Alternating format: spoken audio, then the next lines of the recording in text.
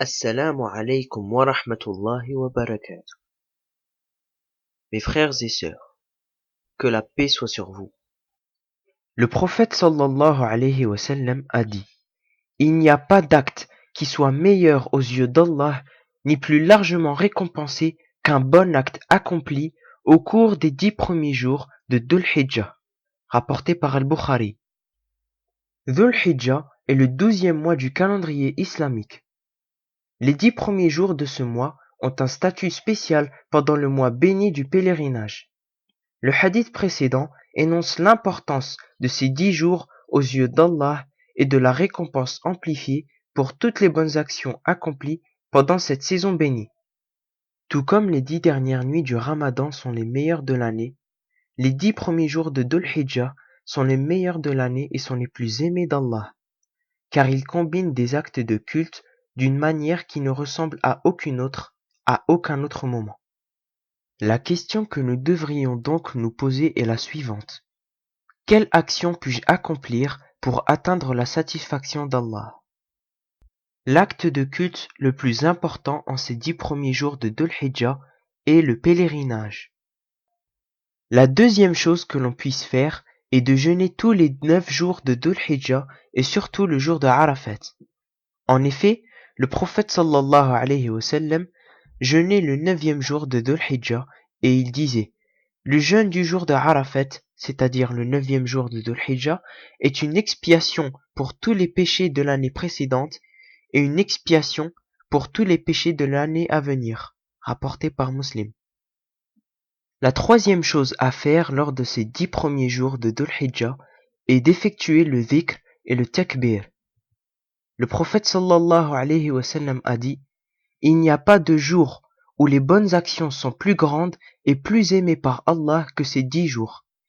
Récitez donc beaucoup le tahlil en disant La ilaha illallah, le takbir en disant Allahu Akbar et le tahmid en disant Alhamdulillah, rapporté par Ahmed.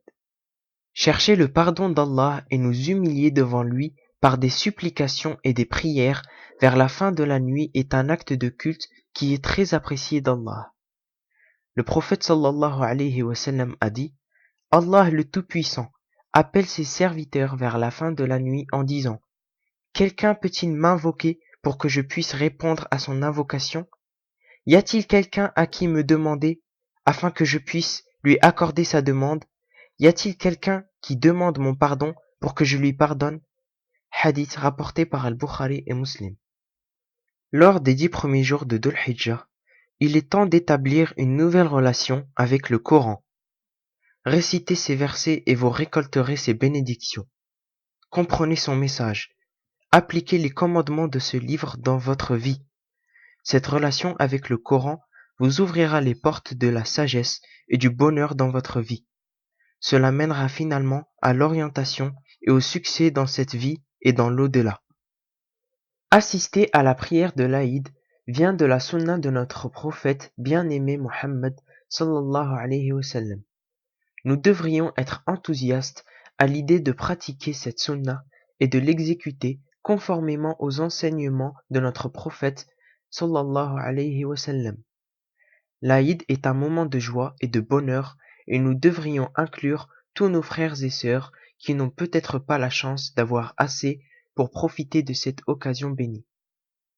Enfin, il est fortement conseillé d'abattre un animal et de distribuer la viande du sacrifice le 10e jour de Dhul Hijjah.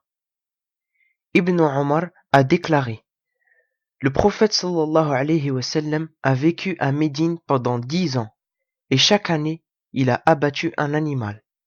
Hadith rapporté par Ahmed. Alhamdulillah, il y a beaucoup à gagner durant ces prochains jours. Profitez donc de cette occasion parfaite offerte par ces 10 jours inestimables et irremplaçables. Hâtez-vous de faire de bonnes actions et d'apprécier cette bénédiction et d'en tirer le meilleur parti.